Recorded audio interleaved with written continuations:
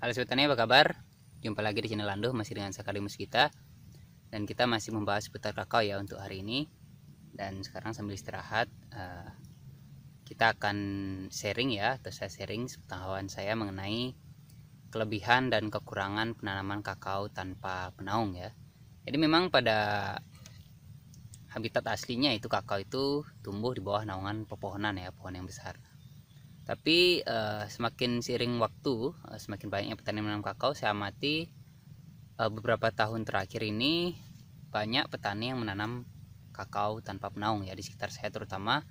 Dan saya juga coba lihat referensi di beberapa YouTube ya, video-video YouTube petani-petani luar negeri, mereka juga sudah banyak yang mengembunkan kakao tanpa penaung. Jadi karena itulah saya mencoba mengangkat atau sharing mengenai kelebihan dan kekurangan penanaman kakao tanpa penaung.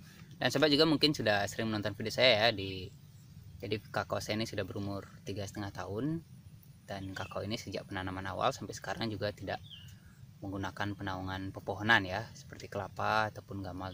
Jadi saya tidak menggunakan penaung sama sekali. Jadi apa kira-kira kelebihan dan kekurangan penanaman kakao tanpa penaung ini? Yang pertama, kita akan bahas mengenai kelebihannya, kemudian kekurangannya, dan kenapa dan alasan saya kenapa saya tidak menggunakan penaung.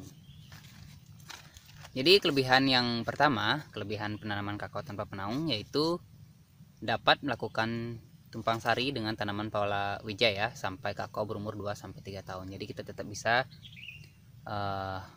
menanam palawija ketika kakao berumur di bawah 2,5 tahun ya, kurang lebih. Itu kita masih bisa menanam palawija. Kalau di daerah saya itu petani kebanyakan menanam jagung ya. Jadi mereka mengembunkan jagung. Jadi sistemnya di awal penanaman petani di sini dan saya juga itu menanam jagung dulu.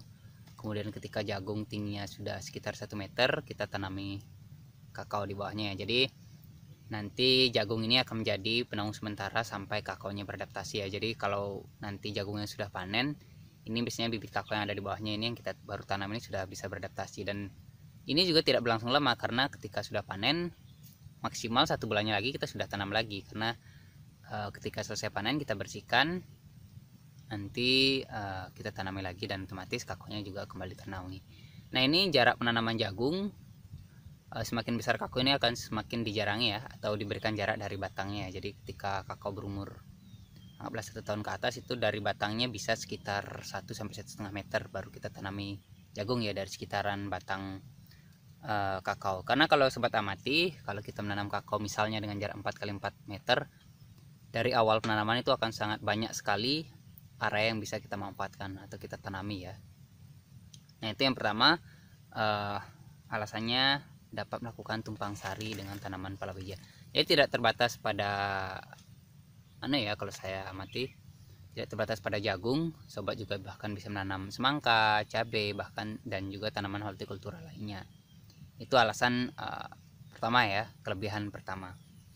Yang kedua, otomatis karena kita dapat menanam palawija, otomatis tanaman akan produktif sejak awal pertama kali kita menanam kakao ya. Jadi kakao tanah ini tetap produktif ya, lahannya tetap produktif karena tetap bisa kita tanami tanaman palawija itu tadi ya. Kemudian otomatis persiapan tanamnya lebih cepat ya, kelebihan yang ketiga. Karena biasanya kalau menggunakan penaung permanen, misalnya seperti kelapa atau gamal, biasanya kita harus tanam lebih awal ya, misalnya 6 bulan 6 sampai 1 tahun 6 bulan sampai 1 tahun ya, kita tanam dulu penaung permanennya, baru kita tanami kakao. Jadi otomatis kalau kita tanpa penaung, persiapannya bisa lebih cepat ya. Itu. Kemudian yang keempat, karena kita hanya menanam palawija, otomatis tidak ada persaingan unsur hara ya, bahkan sampai kakaonya besar nanti. Karena otomatis nutrisi yang ada di kebun itu, yang kita berikan di kakao itu, otomatis akan 100% diserap oleh tanaman kakao. Jadi tidak ada persaingan hara antara tanaman kakao dan penaung ya. Jadi kalau dulu sering saya amati, saya dulu punya kebun kakao menggunakan penaung pohon kayu ya, agak besar juga, dan juga ada beberapa pohon langsat dan juga pohon gamal ya. Jadi ketika kita memupuk kakao itu kadang juga tanaman penaungnya akan ikut menyerap nutrisinya. Terbukti nanti tanaman penaungnya juga akan ikut subur biasanya sobat. Itu biasanya juga kalau kita tanam kayu misalnya ya, pohon kayu yang agak besar di kebun kakao itu biasanya pasti pertumbuhannya lebih cepat karena dia juga menyerap nutrisi atau pupuk yang kita berikan ke pohon kakao.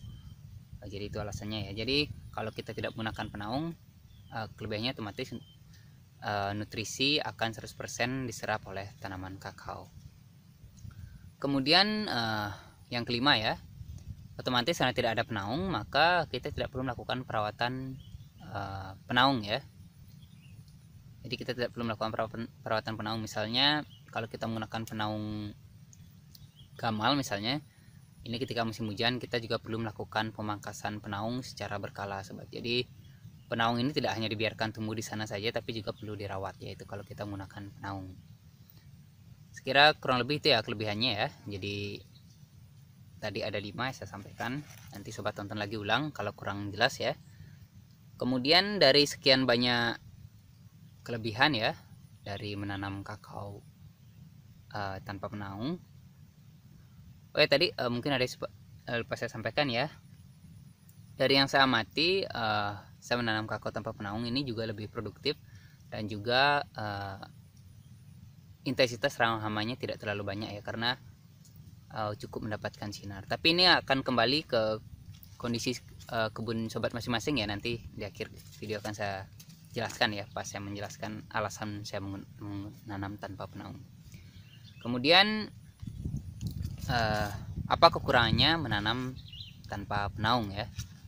Yang pertama, memang yang dikhawatirkan adalah tanaman kakao ini akan stres ya ketika musim kemarau terutama. Jadi yang dikhawatirkan adalah tanaman kakao akan stres di musim kemarau. Makanya ini perlu sobat pertimbangkan jika menanam tanpa penaung di daerah yang intensitas hujannya rendah ya. Kalau daerah yang sering terkena kemarau panjang, itu lebih baik tetap menggunakan penaung ya.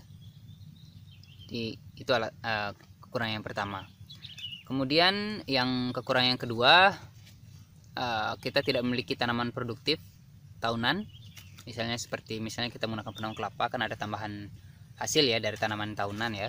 Kalau tadi kelebihannya kan kita tanam palawija. Kalau kekurangannya ya tidak ada penghasilan tambahan dari penaung yang bersifat tahunan ya, yang bisa dipetik terus, misalnya dari kelapa ataupun durian gitu. Dan yang ketiga itu tidak ada tambahan biomas. Biomas maksud saya ini adalah sampah organik. Kenapa kita disarankan menggunakan gamal ya? Karena gamal ini daunnya itu cepat sekali terurai sehingga dapat kembali diserap oleh tanaman atau berfungsi sebagai kompos secara tidak langsung di kebun ya. Jadi otomatis kalau kita tidak menggunakan penaung, tidak ada penambahan biomas ya ketika kakao berumur 3 tahun ke atas. Karena kalau kita menggunakan tanpa penaung kan kita tetap bisa menanam palawija ya. Di bawah kakao umur 3 tahun itu kita tetap bisa menanam palawija. Ini biomasnya tetap bisa diserap ya kalau di bawah 3 tahun.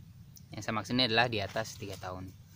Kemudian kekurangan yang ketiga, ini dipercaya bahwa ada beberapa petani yang percaya bahwa menanam kakao tanpa penaung itu akan memperpendek umur kakao. Mungkin ada benarnya juga, mungkin ada juga salahnya, karena tidak selalu itulah penyebabnya. Karena saya perhatikan juga petani kakao di luar negeri, mereka banyak yang menanam kakao tanpa penaung. Cuma kemungkinan penyebab memperpendek pohon kakao ini kembali ke perawatan tanaman kakaonya, karena biasanya kakao klon-klon baru yang dikembangkan dengan sambung pucuk itu produktivitasnya tinggi ya, jadi buahnya sangat lebat. Jadi ketika kita tidak diimbangi dengan pemberian nutrisi ini, otomatis akan memperpendek umur kakaonya. Jadi bukan karena tanpa penaungnya juga ya, jadi seperti itu ya. Nah sekira itu tadi kekurangannya ya. Jadi kurang lebih itu yang saya tahu. Nanti sobat silahkan tambahkan di komentar kira-kira apa kelebihan dan kekurangan penanaman kakao tanpa penaung ya. Karena saya juga masih menjalani penanaman kakao tanpa penaung ini baru 3,5 tahun. Mungkin tahun depan sudah 4 tahun lebih ya. Jadi kurang lebih itu yang saya amati ya. Tentunya nanti lambat laun saya akan tahu lebih banyak lagi apa kelebihan dan kekurangan dari penanaman kakao tanpa penaung. Kemudian apa alasan saya menanam tanpa penaung ya? Jadi dari sekian kelebihan dan kekurangannya tentu ada alasan tertentu ya kenapa saya menanam kakao tanpa penaung. Yang pertama, karena saya memang berniat memanfaatkan lahan yang ada di sela-sela tanaman kakao ini untuk bercocok tanam palawija ya. Otomatis dalam hal ini di kebun saya itu saya menanam jagung pada masa itu. Jadi kalau saya tanami penaung misalnya pisang atau gamal atau kelapa, maka otomatis di sela-sela tanaman ini tidak bisa saya manfaatkan secara maksimal. Karena itulah saya menanam tanpa penaung, yaitu dengan menanam jagung ya. Nanti jagungnya ini akan berfungsi sebagai penaung sementara yang berumur pendek ya. Tuh, kemudian yang kedua, sobat mungkin juga sudah pernah lihat bahwa saya ini menanam kakao di bekas sawah ya, bekas sawah yang agak tinggi ya. Jadi otomatis ini daerah ini sering becek dan juga sering kadang tergenang air ya. Jadi kondisi kebunnya agak lembab, sehingga saya khawatirkan dengan menggunakan penaung yang pohonan yang besar ini akan menyebabkan kondisi kebun itu lembab, maka nanti akan lebih banyak bibit penyakit yang mungkin akan menyerang tanaman. Jadi saya biarkan seperti ini. Selain itu juga daerah saya ini kan tidak kekurangan air sobat. Jadi kalau semisalnya ini adalah gunung, saya mungkin tetap akan menggunakan penaung, karena gunung itu kalau musim kemarau akan cepat sekali kering.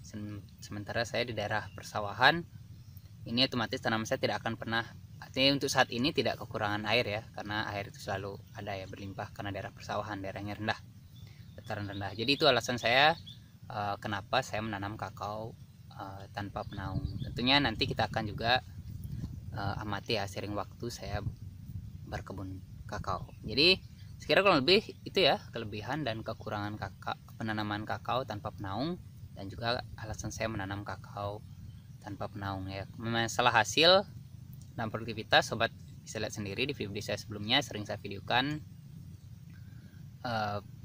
hasil-hasilnya dan buah-buahnya yang sudah berbuah ya. Jadi seperti apa produktivitas dari tanaman kakao yang saya tanam gitu. Nah, namun jangan serta-merta juga sobat langsung mengcopy ya apa yang saya lakukan.